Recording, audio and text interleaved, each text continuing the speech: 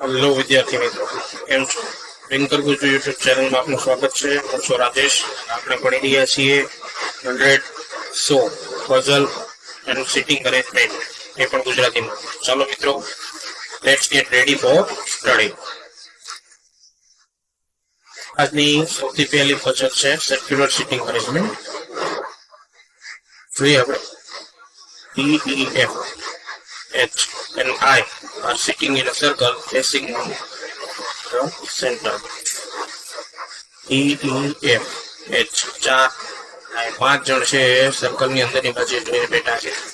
A, B, C are also seated in the same circle, but 2 of them are facing the circle. A, B, C બીજા 3 સભ્યો છે. D, E, H એમાંના 2 સભ્યો છે બહારની બાજુ, બાકી એક સભ્ય કેન્દ્રની બાજુએ જોઈને બેઠા છે. સૌપ્રથમ આપણે શું કરશું, સર્કલ ડ્રો કરી દઈએ.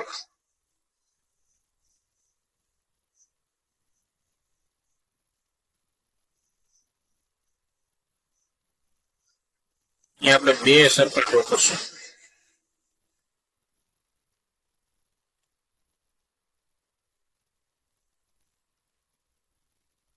શું છે, સંભાવના રહેલી છે કે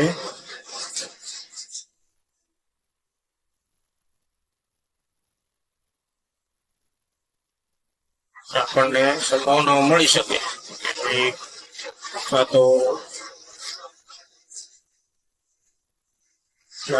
જયારે કીધેલું ન હોય ત્યારે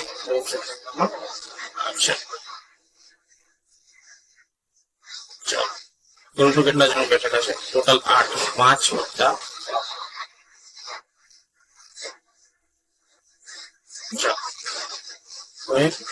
આગળ જઈએ. F is second to the left of C.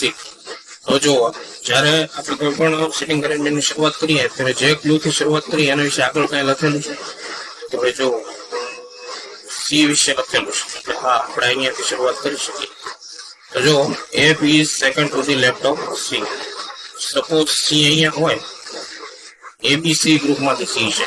C કાં તો અંદરની બાજુ જતો હોય કાં તો બહારની બાજુ.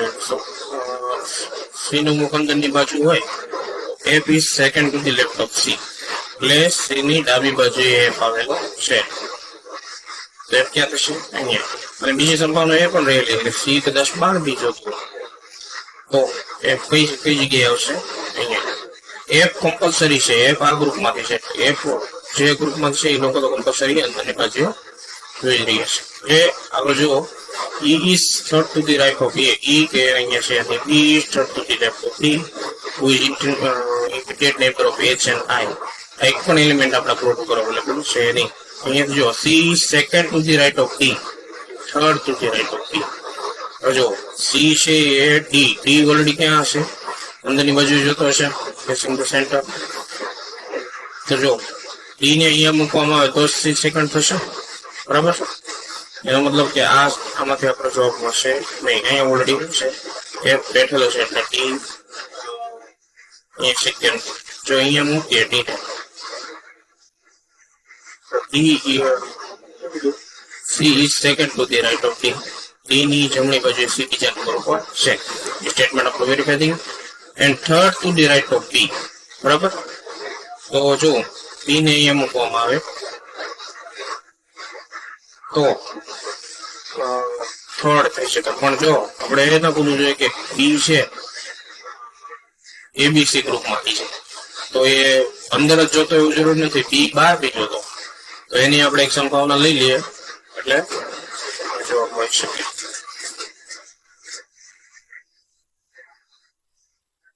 C, બરાબર? અહીંયા શું છે? F. અહીંયા તો D ઓલરેડી થઈ ગયો છે. Third to the right of B.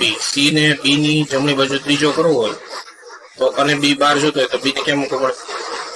C ની ડાબી બાજુ ત્રીજો, પહેલો, બીજો, ત્રીજો. B ક્યાં આવે? બહારની બાજુ, એટલે B ની જમણી બાજુ ત્રીજો પણ થઈ ગયું C.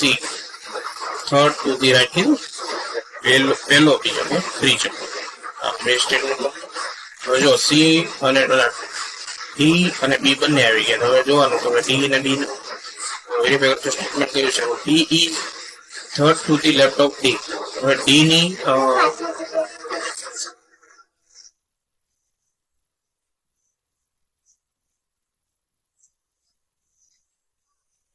D is third to the left of D. ડાબી બાજુ ત્રીજો બી આવેલો છે. ડી ની ડાબી બાજુ ત્રીજો. આમાં જો ડી ની આવેલો છે પહેલો, બીજો ને ત્રીજો. ડાબી બાજુ બી આવેલો છે. અહીંયા જો આ સંભાવના શું થાય, ડી તરત ડાબી બાજુ છે એટલે આમાંથી આપણે મળે નહીં. આ સ્ટેટમેન્ટ થઈ ગયું. Who is immediate neighbour of H and I. Who કોના માટે વપરાણું? ડી માટે. D immediate neighbour of H and I એટલે ડી ના બે પડોશી એચ અથવા આઈ અથવા એચ બંને બાજુ એના ઇમિડિયેટ નેબર, બંને એના પડોશી છે. જો F is second to the left of C એ આપણે પેલા લઈ લીધું. E is third to the right of A. જો એને અહીંયા મૂકવામાં આવે, અહીંયા જો ઓલરેડી એબીસી માંથી બે જણ બહાર જોવે છે, બી અને સી. તો એ ક્યાં જોવાનો છે? એની બાજુ જો કીધું હતું two of them are facing the centre એટલે એ ઓલરેડી ક્યાં હોવાનો? અંદરની બાજુ જોવાનો. તો હવે કીધું કે ભાઈ C is third to the right of A, તો એ ની જમણી બાજુ એ ત્રીજા પોઝિશન પર એ મૂકવાની જગ્યા છે નહીં, મતલબ કે એ અહીંયા આવશે નહીં. બરાબર? હવે એ અહીંયા નહીં આવે તો એ ક્યાં આવશે? એ આવશે અહીંયા. ને એનું એ કઈ બાજુ થશે? અંદરની બાજુ. Third to the right of પહેલો, બીજો અને ત્રીજો કોણ આવેલો છે? એ આવેલો છે. બરાબર? તો આપણી સિટિંગ અરેન્જમેન્ટ તૈયાર છે. આપણે એના ક્વેશ્ચનના આન્સર આપીશું. ચલો પેલું શું છે? Which of the following pair is facing not facing the center? સેન્ટરની બાજુનો જોતો કેવો કોણ છે? ડી અને સી. બીજું, what is the position of D respect to F? F ની રિસ્પેક્ટમાં ડી ની પોઝિશન જગ્યા કઈ છે? તો કે ભાઈ ફોર્થ, પેલું ત્રીજો, પેલો બીજો ત્રીજો, ફોર્થ ટુ ડી. આ બધા અંદર જ જોતા છે કે આ ગ્રુપમાંથી આવેલા છે. બરાબર? ફોર્થ, તો ફોર્થ અહીંયા કે આપેલો છે નહીં. બની બાજુ ફોર્થ એટલે આપણા શું છે? Notice who among the following is second to the left of B?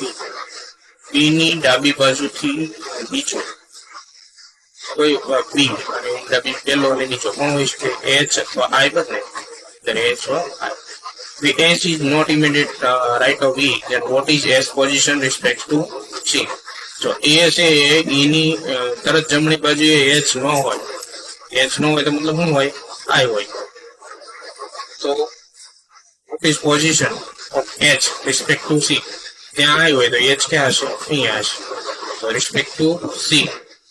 If H is not immediate right of E, then what is the H position respect to C? તો C ની તરત બાજુમાં શું હશે? H હશે. Third to the left, fifth to the left, third to the right. Cannot determine. અહીંયા પણ શું હશે? આમાં પ્લીઝ, કેમ કે H છે C ની તરત જમણી બાજુ એ છે. Which of the following are possible options which of I respect to A? કે ભાઈ A ની સરખામણી I ક્યાં બેઠો છે?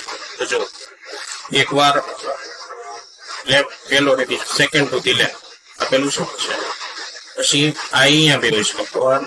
ફર્સ્ટ, સેકન્ડ, થર્ડ ને ફોર્થ ટુ ધી લેફ્ટ. જો I અહીંયા પણ હોઈ શકે. કોનો રહેલી છે? પેલો, બીજો, ત્રીજો, ફોર્થ ટુ ધી રાઈટ. એનો મતલબ આપણો આન્સર શું હશે? ઓલ ઓફ ધી, બધી જગ્યાએ બરાબર છે? આપને કોઈ ક્વેશ્ચન હોય તો કમેન્ટમાં કરી શકો. Thank you.